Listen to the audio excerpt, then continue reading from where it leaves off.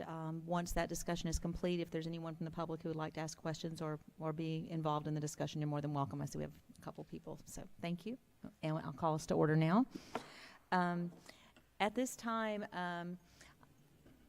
Ms. Richard, I think I would maybe call on you just to refresh our memories. And I know that I'd like to thank Vicki Gaynor, our Deputy City Clerk, for sending out the comparative analyses of the other cities that she was able to find. It helped to see some research.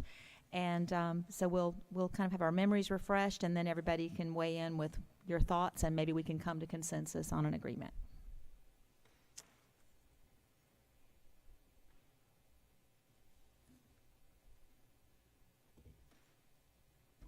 Thank you, Mayor. So this is a workshop. We've already had a workshop, and you have had this come before you as far as the plan goes, the multimodal mobility plan, which we sent to the state, and it was approved. It's now in our comprehensive plan. The only part of it that has yet to be decided upon is what you actually would like the fee structure to be. There was a proposed fee structure, a suggested fee structure, which was sent to us by the consultant who looked at the data and analysis, etc. for the plan. They were subcontracted through Panhandle Engineering. The purpose of the plan and fee structure is to provide a mechanism whereby all new development is equitably charged for its transportation impacts. Impact fees, which the city have had for some time, have been frozen on everything other than residential. So commercial, industrial, other types of developments have not had to pay any impact fees because they were so high. This is a method whereby, and it's actually kind of state recommended, it's what the state preferred, whereby the city can start collecting some money, but the amount of monies collected won't be prohibitive to development and can be used on things other than just roads. Can actually be used on rails to trails, sidewalks, intersection improvements, extra trolley stops, extra trolley routes, cart paths, golf cart paths, whatever you would like to spend the money on to get people moving, multimodal. This is a little bit of a legal standard overview because I know that there were some questions at the last workshop regarding impact fees, mobility fees, and that kind of thing. This is not an impact fee. However, the impact fees that we do have in place in Florida, the legal requirements relating to impact fees were primarily established through case law and have been since the 1980s. And generally, impact fees had to comply with a dual rational nexus test, as do mobility fees, which require that they be supported by a study demonstrating the fees are proportionate in amount to the need created by the new development paying the fee and be spent in a manner that directs a proportionate benefit to new development, typically accomplished through establishment of benefit districts. We've just got one because we are so small. We're not a large city. And a list of capacity adding projects, which would be included in, and it's got the counties there, sorry, capital improvement plan. It would be the city's capital improvement plan. So you would decide what projects you wanted to do.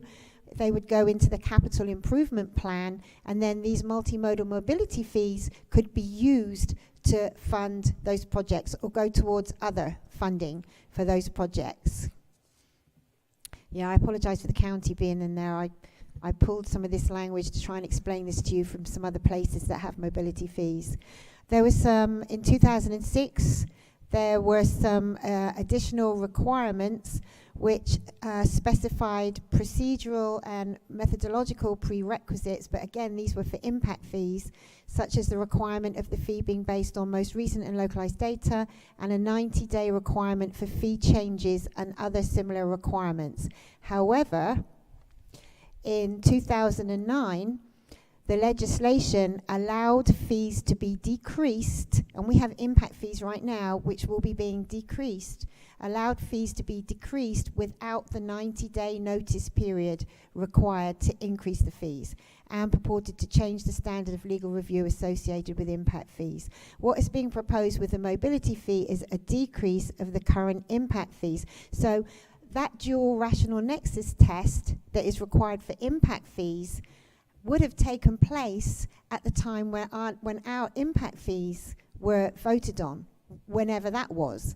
So if you're reducing the amount that is being collected, then you don't have to do that 90-day, meet that 90-day requirement. For a mobility fee, you can do the ordinance, the 2 readings of the ordinance.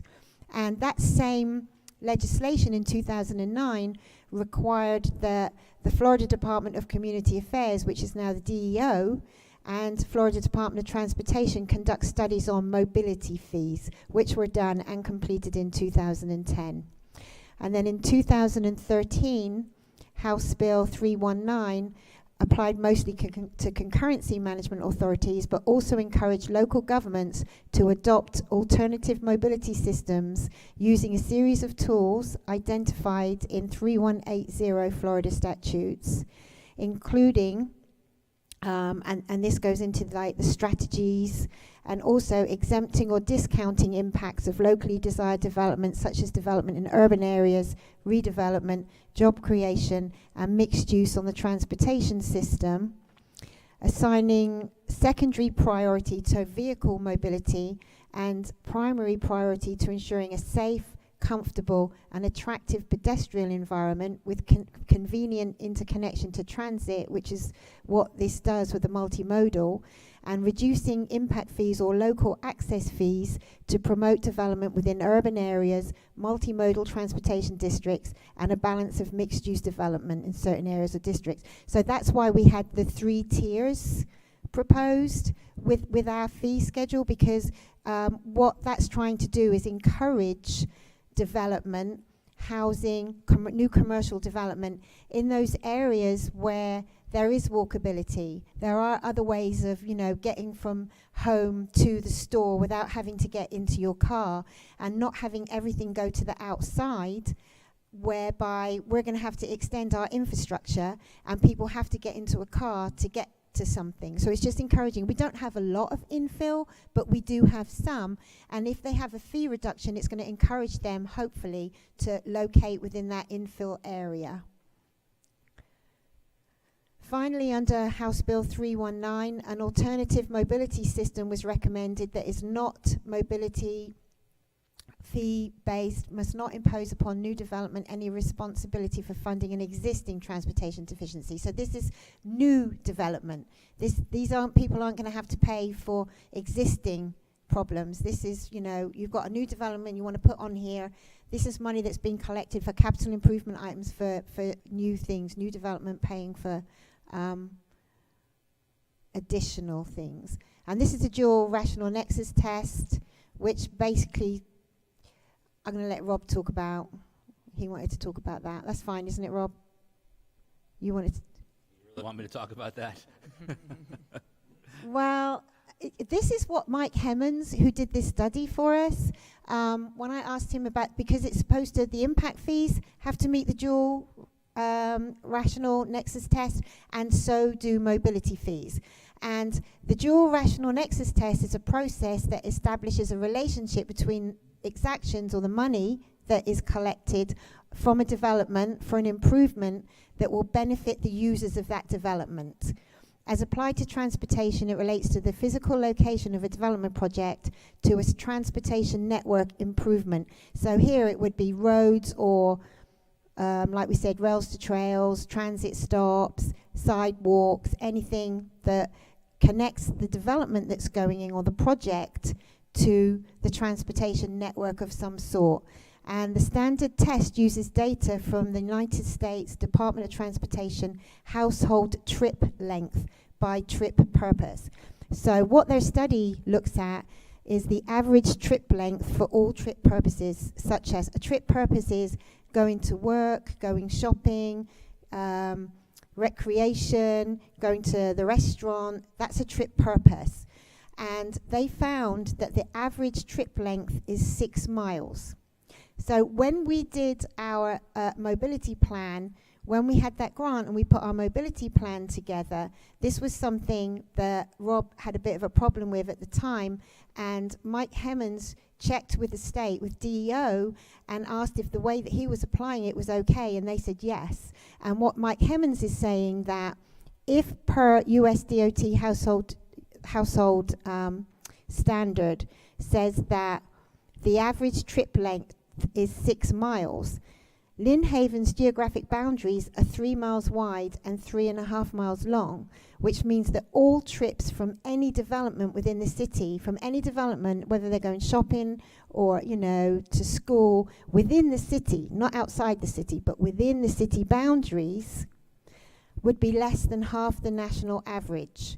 Therefore, any development within the city would meet the dual rational nexus test to any proposed transportation network improvement. That's what, when I double checked with Mike, he said that that is what he was recommending.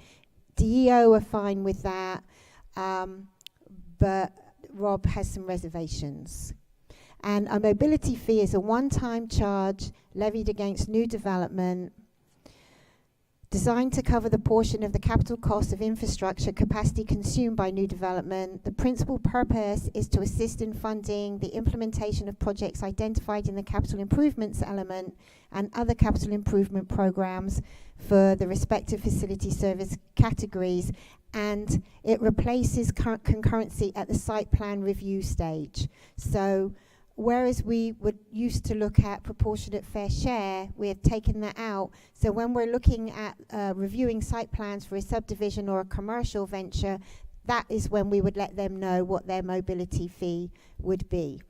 And the difference between a mobility fee and a tax is a mobility fee is generally regarded as a regulatory function established as a condition for improving property and is not established for the primary purpose of generating revenue as taxes are. They must convey a proportional benefit to the fee payer, which is accomplished through the establishment of benefit districts, but we're small, so we've just got that one, and are spent in the same district. So any money we get is going to be spent in the same district. A mobility fee must be tied to a proportionate need for new infrastructure capacity created by the new development. And the fee schedule suggested in the plan was derived from previous impact fees imposed by the city and averages from similar sized municipalities throughout Florida. Purpose was to bring them current with market trends while not making them excessive in terms of adjacent market locations that would deter development from the city. And if the mobility fees are less than the amount of fee imposed by the current impact fee schedule, the city is not bound by the 90-day notice period. And I think, in the process of developing a suggested fee structure for the city, as well as looking at our impact fees, the following mobility fee systems were reviewed by Mike: Dade City, Sarasota, Alamonte Springs, Maitland, Osceola County, and Alachua County. And I have since pulled up a number of others and looked at them. You know, there a lot of cities and counties are now changing from impact fees to multimodal fees. The statutes actually recommend that we do that. And the fee structure should be kept as simple as possible. It should not be rigid or adopted into the comp plan, but established by ordinance so it can be revisited and modified as necessary due to market fluctuation. What was recommended was a 3-tier schedule, thereby encouraging location of development and redevelopment into infill areas. And the 3 tiers are the urban cluster district, which is on the map that I gave you tonight on the second sheet and was also in the information that you have been given previously. Anything that develops or wants to build any houses or any commercial, any develops in this area, it was being recommended that they have a 50% reduction in fees so as to try and help them, you know, locate in that area. Then the community redevelopment area, which is actually within the urban cluster district, would only pay 10% of the total fee, just 10%. That they've got a very, very big reduction. And then citywide, the remainder of the city would pay the full fee. And then there's the fee schedule, and that doesn't obviously have, that's by land use category, so it obviously doesn't have every single type of potential business in there, but just as we do when we're looking at what's allowed in certain land uses with the ULDC, we would fit the appropriate type of business or whatever into the appropriate category. So one of the things I was thinking is that maybe if, because there's only a couple of things on this list which are actually higher than the current impact fees. One of them is restaurant with drive-through, which is a lot higher for some reason if it's outside the urban area. And then there is another one on there somewhere, but all the rest, the single family detached is higher. So I don't know whether the best thing to do then would just be to make sure that all of the fees, all of the new fees are lower than the original impact fees. Because if the dual nexus test stood when we went out for the impact fee, which would have meant for an impact fee, you have to go out for a huge study. You know, they're expensive. They always come back with huge figures, impact fees. So if that process was gone through for the impact fee amounts, that passed the dual nexus test, then to me, common sense tells me that anything lower is going to pass the dual nexus test. Thank you. Thank you. May I ask one question before I then see if the board has other questions as well?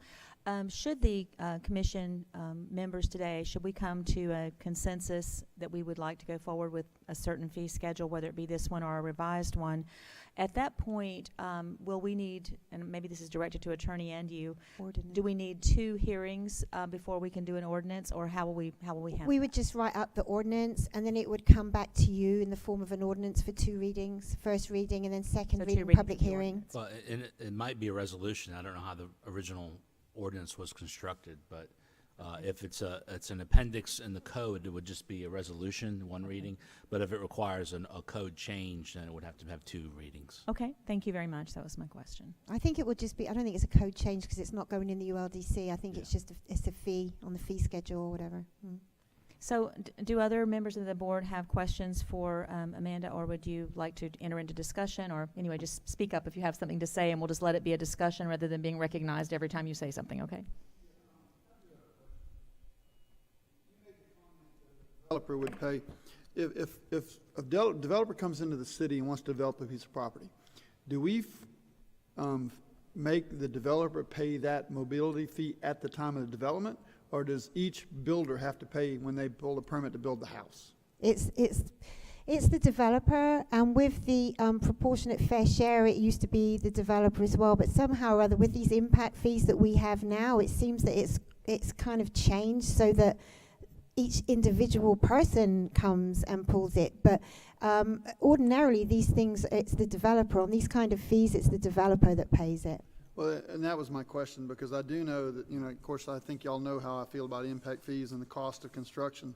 You know, I mean, we charge a builder when he pulls a permit. We charge him an address fee, a police impact fee, a fire impact fee, a transportation impact fee, a recreational impact fee, a stormwater impact fee, a sewer impact fee. I mean, a water to impact fee. I mean, there's several impact fees that we're charging. Right now, you know, we are charging that $449 transportation impact fee, which would offset on the residential side. But the question becomes, does the developer pay it? Because if the developer pays it, then we can actually have a savings of $500 to the builders, because they wouldn't be paying it. And then, of course, the second question I've got, because I think you just answered that. I mean, it should be the developer, but there's a gray area because apparently we've been making the builders pay it. I think with subdivisions, the developer. I mean, I don't know. When I've worked for other cities, it's been the developer. For some reason, I don't know if this happened when the impact fees were frozen. I can understand how, you know, obviously if it's someone owns a piece of land, I own a little piece of land, I'm building a house on it, it would be me. But if it's a developer with a subdivision, then it would be the developer, but then they just pass that cost on when they sell the house. Sure. So, you know, even for the single family, I understand they do pay a lot, but the transportation fees will be gone. They wouldn't pay that transportation impact fee. This would be instead. So if we reduced all of them so that everybody was paying less than they were now, then there really isn't anything to complain about because they'll be paying less. On the residential side, I agree, but correct me if I'm not wrong. The 4,496.76 has been frozen. We haven't been charging that fee on any of the commercial side. That's correct. So obviously we are going to look at an increase in the entire commercial side. The 444.96, that's per 1,000 square foot. Yes. That's why it was ridiculously prohibitive. When I came to work here in the city, I didn't come here until 2012. When I came here, that had already been frozen because the developers were complaining about it. And transportation impact fees at that time were frozen like across the board, really. The county froze theirs because of the economic downturn. When it was like boom time and everybody was building, people were paying, I think. But then, you know, we had the collapse. And so they were frozen to try and help keep the economy going a bit, you know, so that developers could still develop. And in fact, Commissioner Barnes, you probably remember, you were probably here. That's absolutely correct. That's what we did. Well, obviously, I have a concern. You know, the residential side of it, I can see, you know, because you're actually, I mean, yeah, the residential, you're looking at another $500 per house charge, but that's not a significant amount of money. On the commercial side, these numbers scare me as far as stifling growth.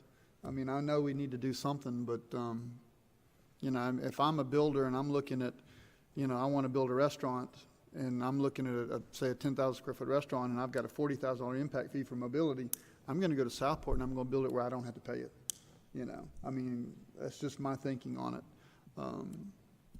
So, and then the other issue I have with it is if we do decide to go forward with it, things that, in my opinion, are a service to the community ought to be looked at as not being charged, like place of worship.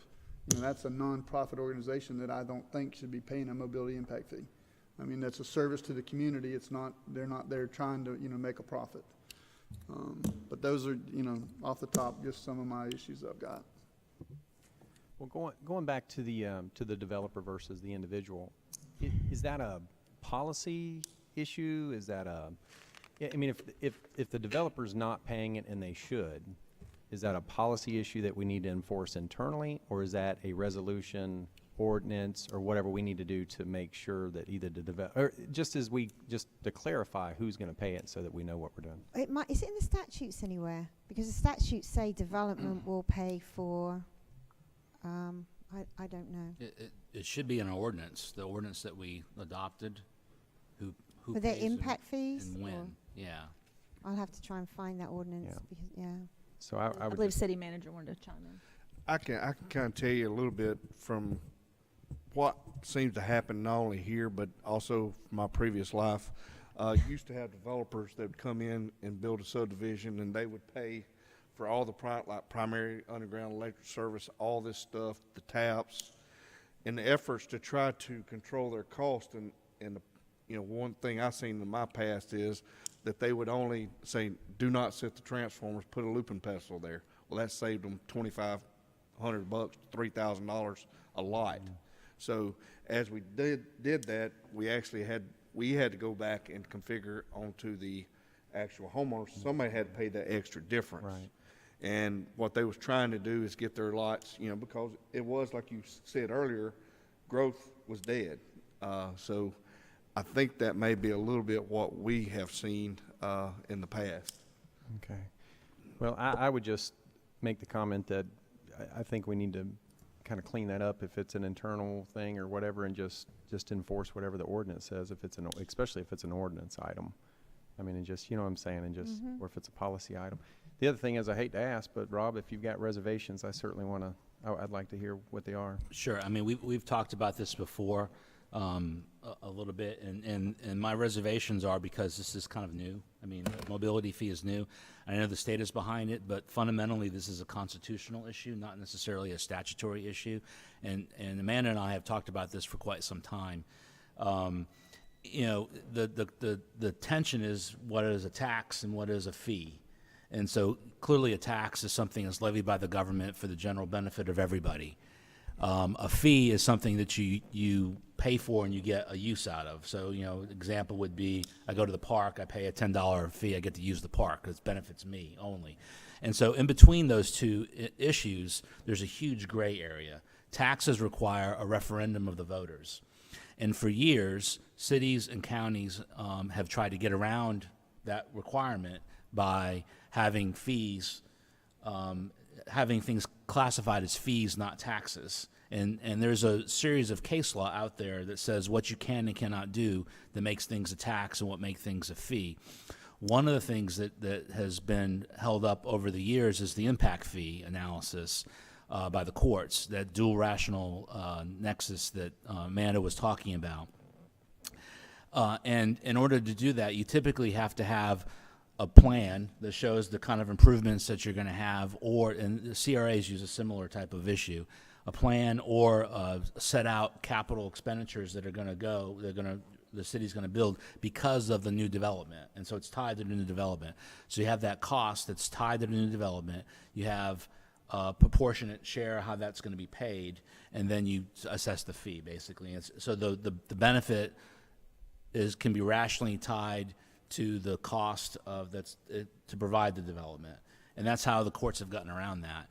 The problem I've had with the mobility fee is, one, is that there's no case law on this at all. There's no case law, there's no attorney general opinions, there's nothing. It's brand new. Now, the state has encouraged it, and Amanda and I have talked about the difference between planners and lawyers, basically, is the planners are very result-oriented, and this is a good thing. And I'm not saying this isn't a good thing. It's good to have sidewalk, it's good to have buses, it's good to have urban development. Versus the lawyers, which look at the process and how do we get there. And so the process is not settled is on this particular issue. There's about, after talking to Amanda today, I did some more research and read a little more about it. Certainly the state is behind this. DEO has tactically approved what we're planning on doing. I've had discussions with our consultant about this particular issue, and one of the things that causes me some concern is that his philosophy is that every development, every fee will benefit everybody in the city because we're so small, because it ties to a transportation network and it's so small. That makes complete sense. However, that kind of blows up the new development pays for itself, and it starts acting much more like a tax versus a fee. And those issues have not been settled. And so that's my biggest concern with it. But the city has adopted it already. Locally, I did do a poll or an informal poll. Nobody in Bay County that I'm aware of has adopted these things except for Panama City. Panama City did it, they implemented it, and they stopped enforcing it right after they implemented it, mostly because developers complained. They didn't adopt it for the whole of the city. They just looked at that new development going where the old airport. Right, they adopted it for the whole city, but they stopped enforcing it everywhere except for Sweet Bay. And that's in a development agreement, so Sweet Bay. And they have not paid any money to that yet. In the development agreement, there was a delay in how that was going to be paid out. And so we've adopted it. It's the chances of it being challenged are very, very slim. And the chances of it, especially with all the state being behind it and everything, but there's always that risk until there's established case law. The FDOT study talks about the Supreme Court in Washington looked at this benefit the entire community issue that our consultant has brought to us, and they said that was okay in their impact fee ordinance for the state of Washington. Nothing in Florida. And so just as my job as the lawyer is to, I guess, warn you guys about this kind of stuff. And so I'm warning you. I'm not saying it's illegal. I'm not saying you can't do it. I'm not saying there's nothing inappropriate about it at all. I'm just saying that those are issues that are out there. This is an unsettled area. And along those lines, if you do make changes to the fee schedule that was proposed by the consultant, because he was a consultant that we paid for and supposedly had some basis for generating these fees, my suggestions would be that you either reduce all of them at the same time or increase them based on the proportion they have, unless there is some specific rational reason why you want to make a change. And I guess, for instance, suppose the place of worship thing, if you wanted to exempt that, because even though they have an impact on the city, it's beneficial. I mean, I think you could do that, but you should cite that in any changes that we make. So those are my concerns. I hope that I didn't confuse the issue worse. No, not at all. Mayor, That's, Thank you. that's Yes, if go I ahead, may. Commissioner Russell. Just, I guess, we've been here, a year and a couple of months. Just for background, what brought us down this road to begin with, from going from transportation impact fee to mobility fee? I mean, what was the reason that we looked at changing the method that we're charging to begin with? We Go ahead if you'd like. Go ahead. We, as I said, in 2012, when I came, we did not have, we had the impact fees, but they were frozen. We also had, in our comprehensive plan, something called proportionate fair share. Proportionate fair share was in our comprehensive plan because prior to the economic downturn, when we had all that growth, the state was very concerned about all the traffic that was being put on the roads and the capacity on the roads, and a lot of roads were failing their level of service. The state didn't have the money to address all of those problems, and so the state said, okay, you're putting the traffic, you're passing these land use amendments to allow, because it was boom time, to allow low density to go to commercial or mixed use or whatever. So you're adding the traffic to the road, so we're going to make you being the city and the counties, collect the money for those failing segments of roads. So we had to put that in our comp plan. We had no control over it. And we had to identify the level of service on all of the roads. We had to count the capacity constantly. Whenever anybody was given a development order, they were given a concurrency notice. So they were, they either, there was enough capacity or there wasn't, just as we have to with water and sewer. The law stated that once we got within a certain percentage and we were going to fail, as soon as we failed, we had to start collecting proportionate fair share. We had no option about it, but only on those failing segments of road. So most cities had proportionate fair share and impact fees. Now the proportionate fair share, as I said, you would identify the failing segment of road, which was usually between one intersection and another. You would look to see what the remedy was to add more capacity, which might be another 2 lanes or something. You would look at the cost of adding those 2 lanes. You would look at how much extra capacity that gave you, maybe an extra 10,000 vehicle trips. And then you would divide the cost by the number of vehicle trips. And that would be the amount that the developer would have to pay. The developer would have to pay to get his DO. And I can tell you on Highway 22, I was working in Callaway at the time, on Highway 22, on the failing segment of road, they had to pay $8,000 for each vehicle they put on that road. So when you do whenever a developer came in, they would have to give us a trip generation report and a trip distribution. So if they were going to put a subdivision there, they had to tell us, and there's the ITE trip generation handbook, so we can have a look at the code, the land use code, and we can say, okay, you're putting 70 new houses in this development. That means you're going to put however many new trips, vehicle trips on the road, PM peak hour. And for one house, it could be one. It can be more than one sometimes, PM peak hour. That developer would have to pay $8,000 per vehicle coming out of that subdivision. That was a lot of money, and we had to do it. So most places froze their impact fees. They didn't have to pay, we wouldn't double charge. If they had to pay prop share, then we wouldn't make them pay impact fees, whatever was the highest, So if they kind of paid both, if their prop share was just one trip and the impact fees were higher, we'd collect the rest in impact fees. Well, around 2000, I think it was around 2009, 2010, after boom time, certain cities and counties were told that they would do DULASs, dense urban land use areas. We are, and that means that we have a certain number of residents per square mile. we're a DULAS. If you qualify as a DULAS, you're allowed to take proportionate share out of your comp plan. Some people can't. Some places still have it. They have to have it in there. They have to still charge it. The county still charges it. But we were allowed to take it out. But if you take it out, while it's still in there, you have to apply it. And ours was still in there, and I wanted to take it out. But then Lynch died, and then Mr. Schubert came on board. And while Mr. Schubert was on board, I noticed that there was a grant that, DEO give you small technical assistance grants every year for the last few years. They're not very much. They're about $20,000. So I knew that DEO wanted cities and counties to adopt mobility fees instead of proportionate fair share and impact fees. And I knew that we didn't have anything, we weren't collecting anything, and that we were going to suffer eventually because things are picking up again. We got traffic coming on the roads, we got no way of collecting any money.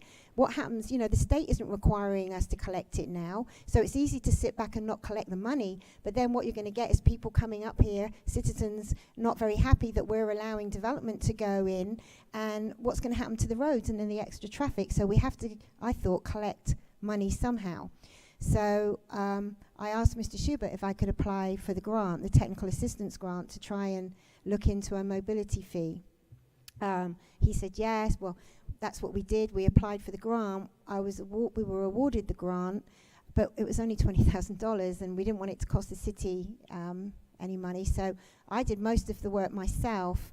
But then for this piece of it, the actual kind of data collection, on the roads and looking at a potential fee, I don't have that kind of expertise. And so Panhandle Engineering subcontracted Mike Hemmons, who used to work for DOT, to do this part of it for us. As part of that grant, we had to produce a plan and a proposed fee schedule, but we don't have to adopt this fee schedule. We had to send the plan to the state. The plan was brought to the commission to vote on. They approved the plan. We sent it to the state. The state were fine with it. They said, yes, go ahead, put this in your comp plan instead of the prop share. We took the prop share out. We put this in.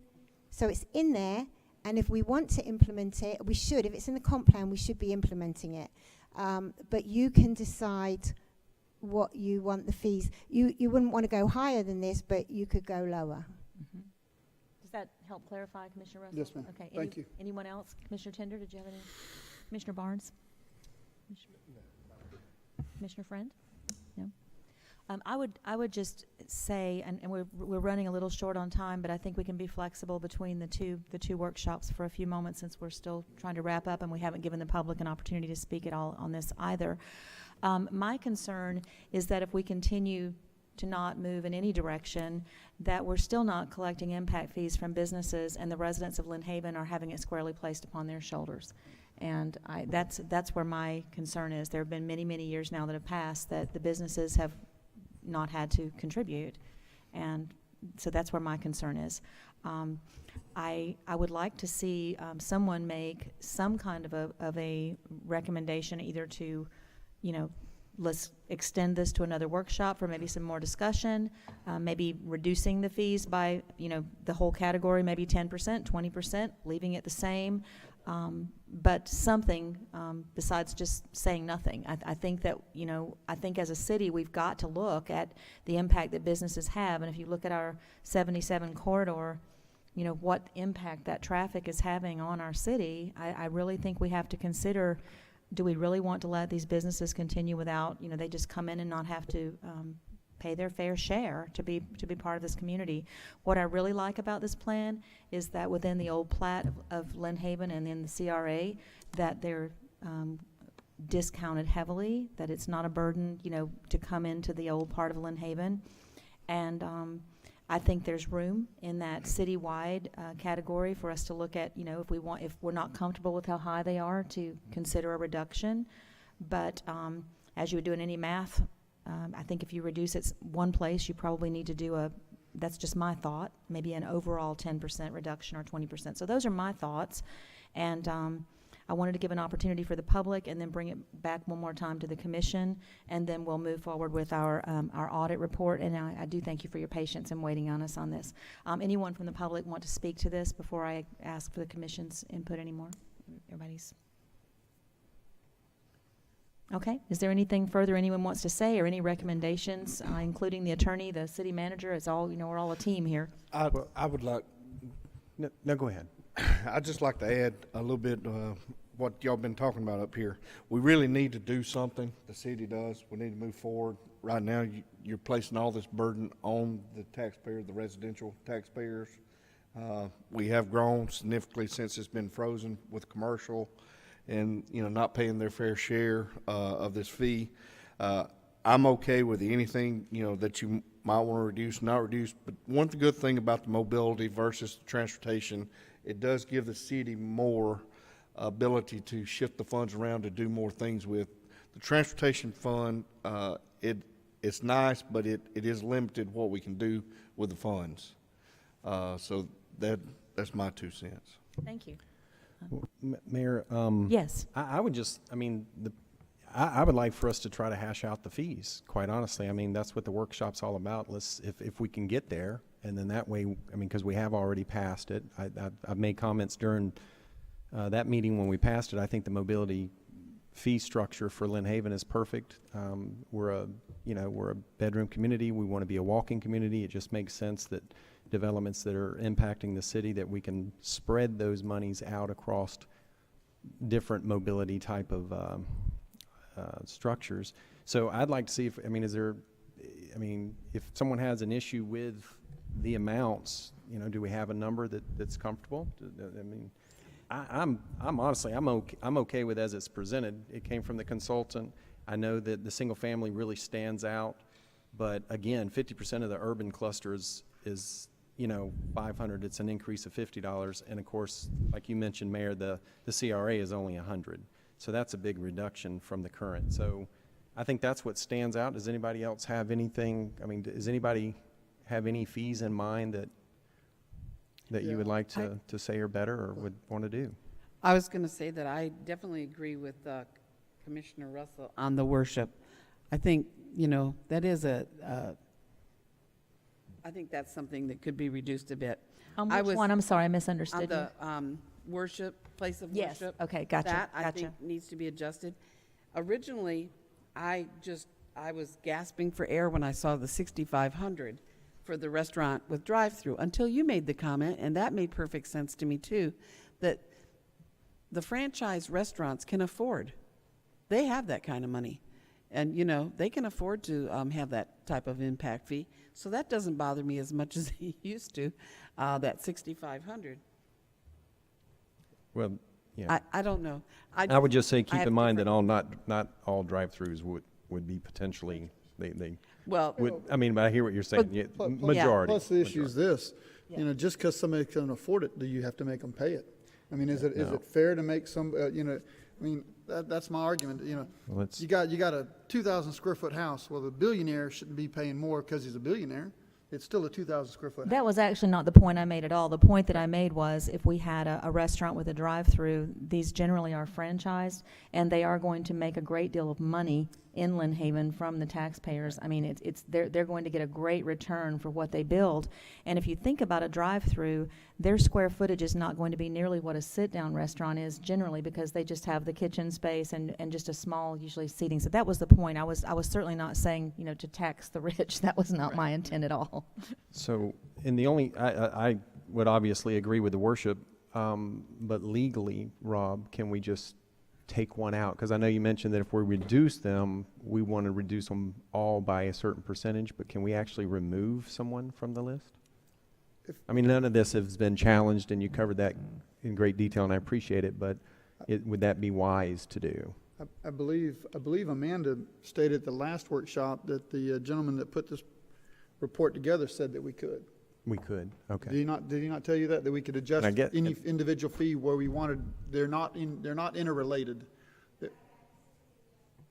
Yeah, And again, none of it's been challenged. We really don't know until it's challenged. right, all this is based on your impact To the community, transportation right. mobility system. So for instance, I assume the reason why a drive-through is higher than a regular restaurant Right. is because you Yeah, got cars, a greater. lot more cars going Right. through a drive-through restaurant. And so, as far as the place of worship, Assembly Hall, I mean, I think if that's something that's important to the commission and you want to, as far as the clustering, I think it'd be okay to make a change with. Well, then I would certainly suggest can we just, maybe as a suggestion, can we go down each line and talk about how we feel about each fee and maybe adjust it and try to come to a consensus? I think we can do that. Probably don't have But time. my thought is that we also have our audit report for today. We could maybe go I'd like to leave them at least 30 minutes, Oh, yeah.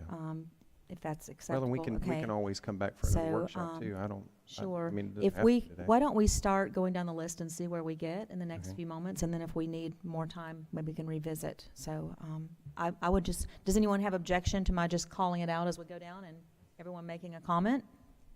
That works for me. Single-family detached, 1,000.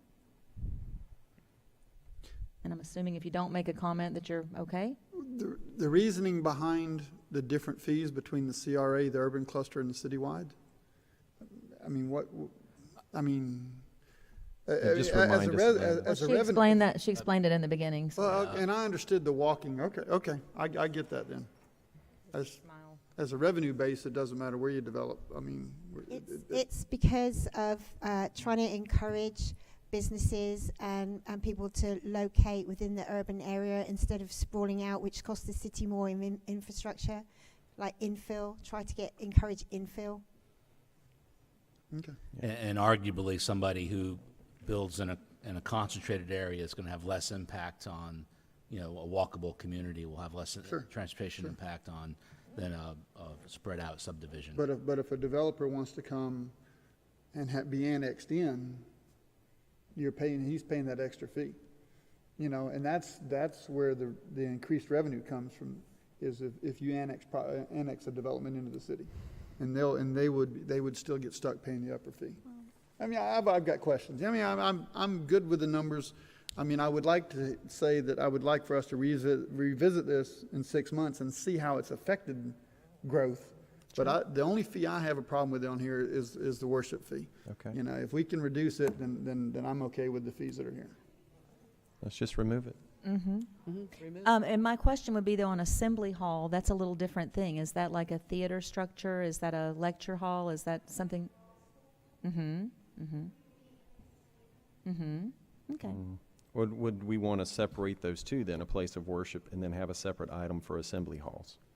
Because wouldn't Assembly Hall, would that also include the Sutherland? That would include Yeah. them Yeah. Or and places like that. I think a suggestion would be to separate them as a 501c3, a nonprofit versus a profit, because an assembly hall could be for profit. Why would we want to waive that as opposed to a nonprofit? I think that's a great suggestion. Yeah, and I would be okay with that. Okay, so if we made a note there for 501c3.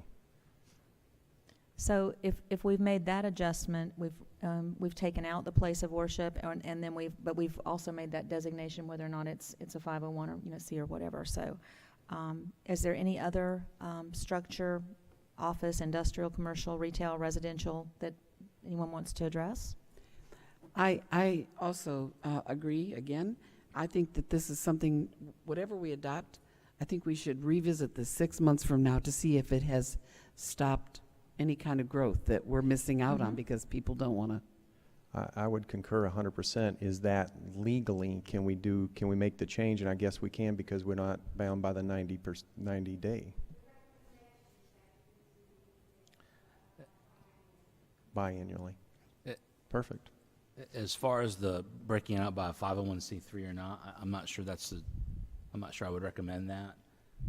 Perhaps a better, just a place of worship versus an assembly hall would maybe be a better way to do that. And this is only on new structures, right? This wouldn't apply to any No, this existing. is only new development. New structure. Okay, so we're back to place of worship. I just don't think you should make a category change based on the tax status of the development. You don't think that would hold What would be better the than a difference? place of worship? I don't see the difference if it's a place of worship or if it's I Which- mean, what's which- your reasoning is what I want to know. Yeah. Which one's going to hold up if it's challenged? I mean, that's because that's There's, what I there's, that's there's what I was usually more thinking. controversy around religion than there is anything else when people are. Yeah, I mean, I mean, I think that, And how do you define a place of worship? yeah, I mean, I guess my thoughts are is I would keep them together. I guess is probably what I would. Okay. And then if you want to reduce, and I wouldn't necessarily reduce it to 0, maybe reduce it lower. Keeping in mind that that's 650, you say 650, and that doesn't sound like much. It's $650 per 1,000 square feet. So, I mean, that could potentially be a significant amount of money for a good-sized church. I can't make a motion, but I liked what someone said earlier about just a 0 fee there is what I liked. Well, it's a workshop, so we workshop, can't vote on Mary. anything, but I like the idea of a 0 fee for a place of worship. Since it is a workshop, I mean, I'd be happy to take a deeper look at that issue, and Yeah. when we come back, and propose a final fee schedule. Let's for do that. understanding the commission's kind of consensus. And I used the wrong terminology when I said a motion. I feel that as the chairman of the meeting that I shouldn't be the one saying this is what I think we should do. I think it's what it would be a better way of expressing what I was saying rather than a motion. I apologize.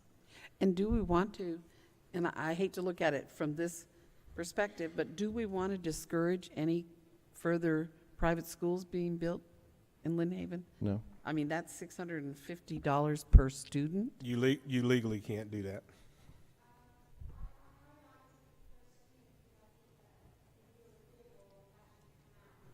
Yeah. And that's something that maybe Rob can clarify before the next adoption of such fees. So when it says per student, Ms. Richard, I think maybe what they're saying is, I mean, it would probably almost wash out because if you're doing it by the square footage or by the number of students, it's by how many will it hold, you know? So it might be that the square footage might even be higher than, so.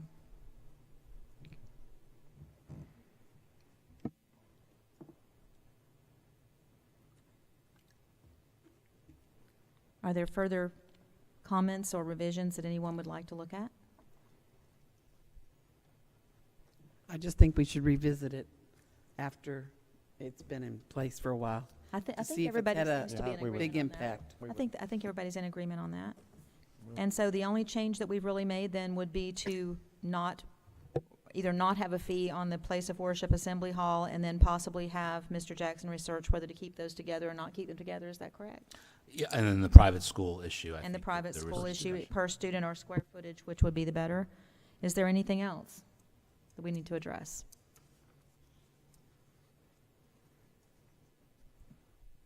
Okay, I think we're good then so am I directing our city planner and our city staff and our city attorney to put their heads together at some point and maybe draft an ordinance to bring before the commission when you have it ready? Okay, I think everybody did a great job on that one. Okay, moving forward, so we'll dismiss this workshop. We'll move on to our next workshop, and we do appreciate your patience in waiting for us.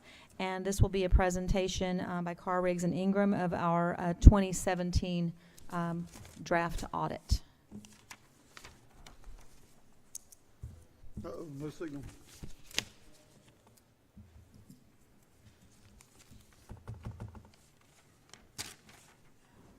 Did anybody hand out drafts of the financial statements? Do you have copies? Does everybody have copies or no? I just have the one from the meeting. I think I crapped out. There we go. Oh, he's brought us work copies. That's sweet.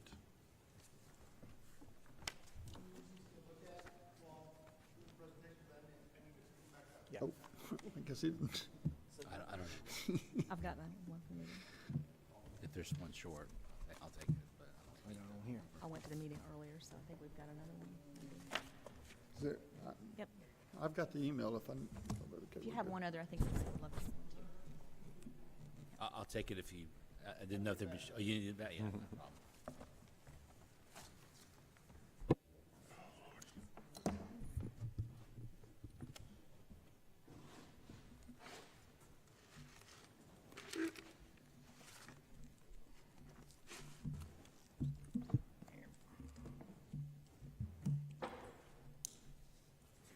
think everybody knows me, but my name is Richard McKinney. I'm a partner at the local audit firm local office of the audit firm, Carr, Riggs and Ingram. Is that not? Is that better? Sorry about that. And we completed our audited financial statements for September 30th, 2017, and y'all have a copy of that in front of you. I know you haven't had a lot of chance to look at it, if any chance at all, but what I'll do is I'll go through it and I'll just hit the highlights just real briefly, but I'm happy to answer any questions that anybody has. And if questions come up later after you get a chance to look at it a little closer, please feel free to call me or email me, and I'm happy to address any questions you have. The 30,000-foot overview, if you look on page 6 in the section called Management Discussion and Analysis, on page 6 it shows a summary of the current year compared to the prior year at the government-wide level, at the full accrual level. On page 6 is the statement of net position, or similar to a balance sheet. And on page 7 is the statement of change in net position, which is similar to an income statement. So if you look on page 7, it shows that the total revenues for this past year in the governmental funds was $15,258,000, and the total expenses was $10,550,000, for a bottom line of $4,707,891 in the governmental activities. Yes. Mayor, if I may. Yes. Do you prefer just giving the whole presentation and then us ask questions, or you want us to chime in It's as probably you go? better if you interrupt me, Okay. because it's easier to answer the question as we go, and I think Right. it'll keep you from having to remember it through the whole thing and not. Great.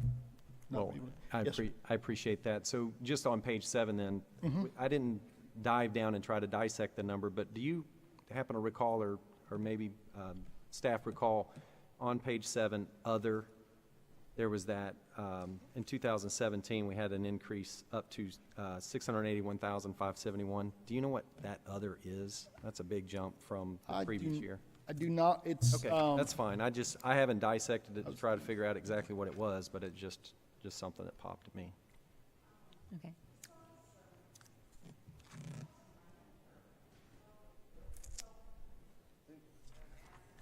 I think we sold the Lions Club. Some real estate, other. Yeah. That's probably exactly what it is. Thank you. Okay, thank you, Beverly. I can verify that and get That's you the fine. detail. That's I probably know exactly what it interest income would be in there, Yeah. and definitely sales of assets would be, proceeds would be in there. Sale of assets. Mr. McKinney, may I make one other comment too? And Absolutely. this is to the members of the public that are here. We received this audit last evening, and so that's why there aren't copies, but I will assure you that there will rapidly be copies made available to the public. So I do apologize that you don't have a copy to look at today. Thanks. In the utility funds for the year ended September 30th, 2017, there's $12.5 million in revenues, and that's compared to $13,700,000 in the prior year, and $8,381,000 in expenses, which is comparable to $8,100,000 in the prior year total expenses. So that's fairly similar. So we have $4,139,000 in the bottom line, and that's water, sewer, sanitation, and stormwater. And the prior year, we had $5,630,000. So total citywide, the bottom line, we had $8,847,000. Now that's on the full accrual basis. With GASB 34, what we did is we changed from a general. We used to just have the general fund and the budget basis, which is a current focus. So we didn't record assets in the general fund, and we didn't record long-term debt in the general fund. Instead, it was compared to like the budget. When you're preparing your budget, if you're going to buy assets, you've got to show that as an expense, because you've got to write the check. You've got to pay the whole amount all at once.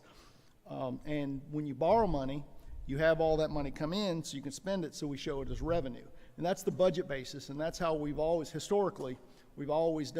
the general fund. And that basis for the financial statements here starts on page 16.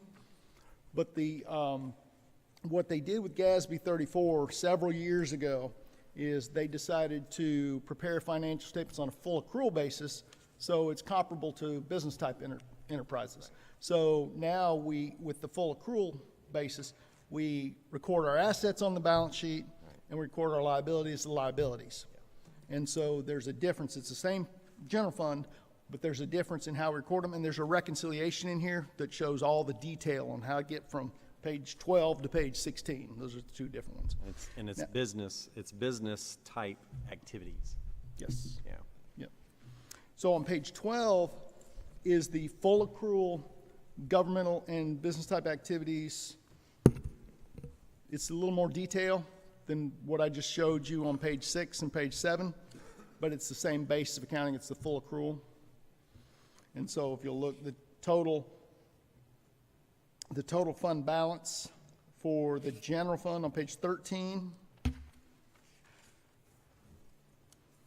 is $27,487,000 for the governmental activities and $36,511,000 for the business type activities. Going back to page 10, second to the last paragraph, the unassigned general fund balance, 4 million. Is that our reserve? No, that is, if you look on page 16, Okay.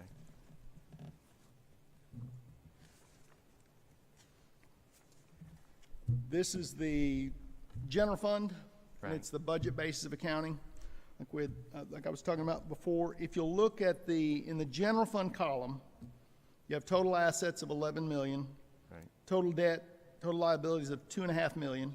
The reason the total liabilities is so low is this is a current focus. This is not long-term, so your long-term debt's not on here. Right. And so then your fund balance, the difference between those is 8,857,000. Okay. Well, all but 4,311,000 is reserved. So your unassigned general fund balance, which is what's available from your assets less your liabilities and not restricted, is that Gotcha. $4,011,670. That's where that number is. Which includes the reserve, though. It's right. it's unreserved. It's- The reserve portion is right above it. You can see the law enforcement education is 10,000. Capital repair and replacement, which is impact fees, 1,589,000. The surtax that was paid that hadn't been spent is 1,078,000. Okay. The unspent bond proceeds from the $3,910,000 bond, Right. revenue bond, is 1,539,000, and then we get a little grant reserve. Right. Okay. And Mr. McKinney, if I may, for Yes, the ma'am. rest of the commission, if you have a comment, if you see something, please just jump in. This is an informal discussion and your first look, and everybody understands that. Thank you. Absolutely. And then the other governmental funds on page 16, that's the CRA and the debt service fund. And then if we go to the page 21 is the budget comparison for the general fund. And this shows the original budget and then the final approved budget compared to actual and the differences. And the most important part of this statement is that the final budget is more than the actual expenditures, so it shows that the council approved all of these expenditures in total. Now, line items some may be more, some may be less, but in total, the council approved everything that was spent during the year, and you had an excess of 618,000. So that's the most important thing on here, but it also shows that you received 700,000 more in revenues than your final budget anticipated, and you had an excess of 618,000 that you didn't spend that you budgeted. So for a total of 1,318,000 favorable to budget, to final budget. Great. Which is a healthy sign. On page 23, now the basis for the financial statements for the utility funds is the same in the government-wide and the proprietary statements here, but this just shows more detail. But the basis is the same. It's full accrual because it's user charges is the basis for your revenues. So it's, they're both full accrual. They're both on the same basis, and they both show your assets on the balance sheet and your liabilities on the balance sheet. And here you can see your water fund. If you look on page 25, your revenues for the year for the water fund was $4,436,000. Your expenses were right at $2.5 million. For bottom line, operating bottom line of about $2 million. The sewer fund, you had $4,158,000 in revenues and $2,576,000 in expenses for a bottom line of $1,582,000. Your sanitation, you had $2.7 million in revenues and right at $2 million in expenses for a bottom line of about $750,000. Stormwater, you took in about $520,000. You spent $616,000 for a loss of $96,000. Now this doesn't include transfers, which is shown on the next page. So your bottom line for all of your utility funds was $4,178,000. Now we transferred, if you look on the next page, we transferred out of sanitation fund $719,000 and put that into stormwater to help fund the stormwater projects.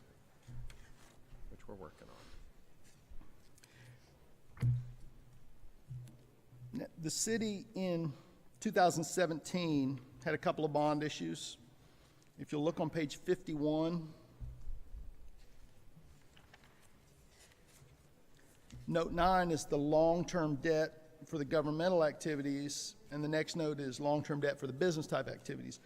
So if you look at the bottom of page 51, you can see we started the year with $2,359,000 in long-term debt in the governmental activities, and we had the additional bond of $3,009,000. We had principal payments of $320,000, so we ended the year with $5,948,000.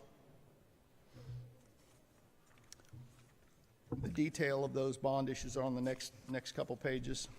The new bond issue, the description is at the top of page 53. Hey, Richard, could you explain your thoughts about the transfers out and in? You want my personal opinion? Well, Remember, he's a CPA. Absolutely. So you're a CPA. From a business perspective, Yes. You guys are the commissioners, you run the city. And you take the money that the citizens provide for you and you spend it on behalf of the citizens. If they don't like it, then they don't vote for you. But as long as you're spending the money that you take in, this is my personal opinion, as long as you spend the money that you take in for the benefit of the citizens, then I personally don't have a problem with you transferring money out of sanitation and putting it in stormwater. Because the stormwater's got to be funded, and it's got to be funded from somewhere. So if as a citizen, I'm paying for sanitation and you're putting in stormwater, well, maybe I should have paid less in sanitation, but then I should have paid more for stormwater. So I'm still getting the benefit of the stormwater, regardless of whether I'm paying it through a sanitation revenue or a stormwater revenue. Now, ideally, every fund should stand alone, and you do get some benefit by by tying the expenses in each fund to the revenue in that fund. And if you can do that, I think that's great. But if you're short in one fund and you have the excess in the other fund, if you transfer it, you balance your revenues and expenses so you're not overcharging people in one fund and have excess sitting there not being used in another fund. So to some extent, if you're doing transfers, then it still benefits the citizens. If you're doing it willy-nilly, and definitely not if it's not approved, it has to be approved in accordance with the budget. But if you don't have a basis for your transfers and it's not through a plan and you're not funding what's necessary, then of course I don't like that idea. But I don't have a problem with cities transferring from one to another when that money is needed in the other fund and you have it in the other fund. It still benefits the citizens who's ultimately paying for it. And we got to pay for it one way or another. So Thank you. hopefully that answers your question. The business type activities long-term debt on page 54, the schedule in the middle shows the beginning bond issues, $18,016,000, and then we had the revenue refunding of $6,090,000 added, and then we used that and then some to pay off the bond that we refunded of $7,397,000. So we ended up with 18,346,000, and that includes the increase in the notes. We had the stormwater ditch original contract was 2,046,000. We had an amendment to make it 3,720,000, and that increase of 1,674,000. That's what that is in the additions on the notes, and the description of those additions are on page 56 and 57. There's more detail of the bond issue, the refunding bond issue, and the note, the change order for the note. There is on page 70, we have a subsequent events disclosure that explains the new notes that since the year has ended, we've had some new bond issues, and this explains them on page 70. There's SRF notes of $6,600,000 and $3,572,000 for water and sewer improvements, and then the $6 million. It's $6,090,000, and the reason that I have to take these financial statements back, and the reason I can't issue the final today, is because that number in the top of that note on page 15, or on note 15, is there's a transposition in there, and I've got to fix that. But the actual note was $6,090,000, and along with the other $3,910,000 was an even $10 million in the first paragraph of that note, and that just explains what's happened since these financial statements were issued. So users of the financial statements can see what the debt is at 9/30/17, and then see that that had changed somewhat since the end of the year before these financial statements were issued. As far as the findings, the report, the compliance section begins on page 92, and the reports that are required by the federal government and the state of Florida and the Auditor General are included in there, and you can read the reports. They're not terribly exciting. There's nothing in there that you don't see every year. It's just the basic requirements of those reports, and there's no findings in there associated with those that are required to be put in these financial statements.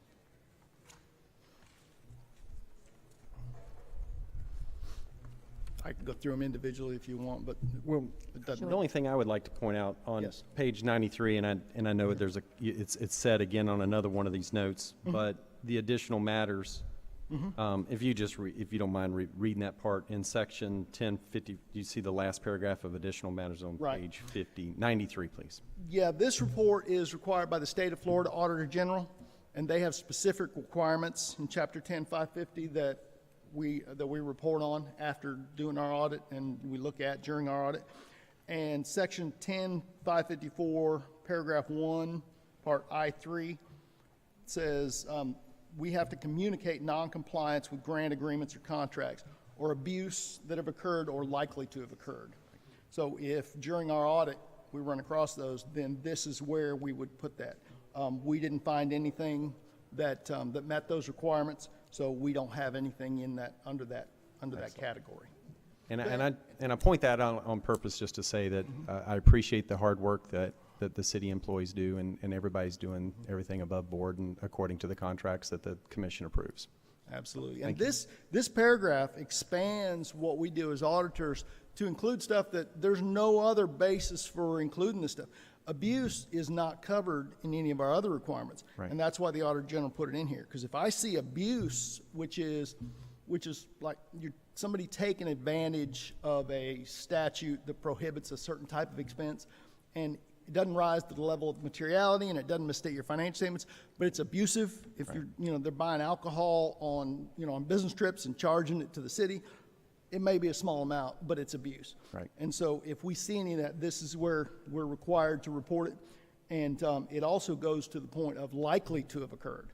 So if we see something we don't have any evidence, we don't have any concrete evidence of it, but we're pretty sure it's there and we see it, we are required by that standard to put that in this paragraph, and that's where that would be. And we didn't see anything, or we would have discussed it. Thank you. The report on page 95 is required by Florida statutes. We look at your compliance with your investment policies and the state of Florida investment requirements. And if we see any violations of what you're allowed to invest in, then this is where that would be, and we didn't have anything to report. The next two reports are internal controls related to financial statements, the first one, and then related to state major programs, all your state grants. And then there's a list of your total state grants on page 100. And this shows the grants that you received during the year that totaled $1,027,000. If you have less than $750,000, then we don't put this report in here. It's not required, and we don't break it out. But once you cross that threshold, then all of the grants that apply are on here, and we do it separate for federal and state. You didn't meet the federal requirement limit of $750,000, so there's no scheduled federal expenditures. But your state, you did. You had $1,027,000. So this is all the state grants. Which again, Mayor, if I may, just, ahead. again, this is a great testimony to staff. I mean, the fact that we went out and got $1 million between staff and Panhandle Engineering, I know is very involved with some of that as well, so that's Absolutely. good. That's $1 million, $1,027,000. Anyone else from the board have a question or comment they'd like to make to Mr. McKinney, or question for him? And once again, as I said at the beginning of the workshop, because we did not get the copies of this until last evening, I don't have them for the public to peruse today, but we will very soon. If you heard something today that you had a question about, I would give you this opportunity now if you had a question. Anyone? Yes, sir. If you would address it to the commission, and then we'll call Mr. McKinney if the question is for him. Thank you so much, Mr. McKinney. We appreciate all of your work. Name is Brad Yunt, 210 Lakeview Terrace. What I heard described was a compilation. I did not hear described an audit. I see on the slide it's called an audit workshop. Did we not get what we asked for? Did we not ask for the right engagement? That's my question.